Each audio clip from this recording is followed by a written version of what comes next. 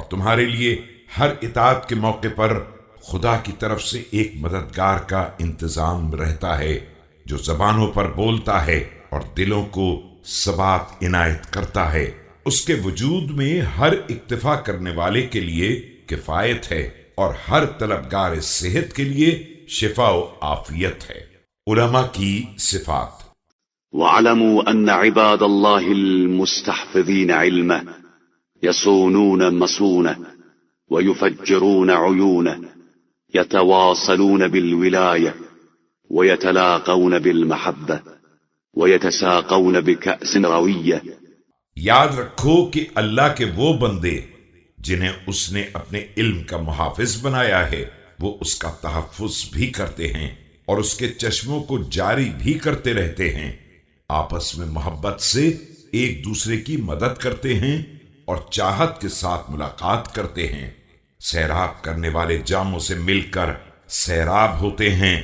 وَيَسْدُرُونَ بِرِيَّةٍ لَا تَشُوبُهُمُ الرِّيبَةِ وَلَا تُسْرَعُ فِيهِمُ الْغِيبَةِ عَلَى ذَلِكَ عَقَدَ خَلْقَهُمْ وَأَخْلَاقَهُمْ فَعَلَيْهِ يَتَحَابُّونَ۔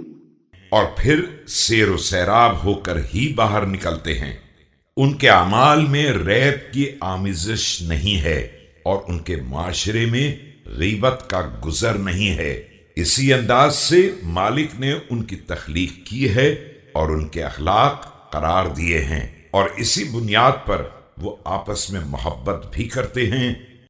وَبِهِ يَتَوَاصَلُونَ فَكَانُوا كَتَفَاضُلِ الْبَذْرِ يُنْتَقَى فَيُؤْخَذُ مِنْهُ وَيُلْقَى قَدْ مَيَّزَهُ التَّخْلِيص وَهَذَّبَهُ التَّمْحِيص۔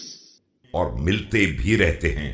ان کی مثال ان دانوں کی ہے جن کو اس طرح چنا جاتا ہے کہ اچھے دانوں کو لے لیا جاتا ہے اور خراب کو پھینک دیا جاتا ہے۔ انہیں اسی صفائی نے ممتاز بنا دیا ہے اور انہیں اسی پرکھ نے صاف ستھرا قرار دے دیا ہے۔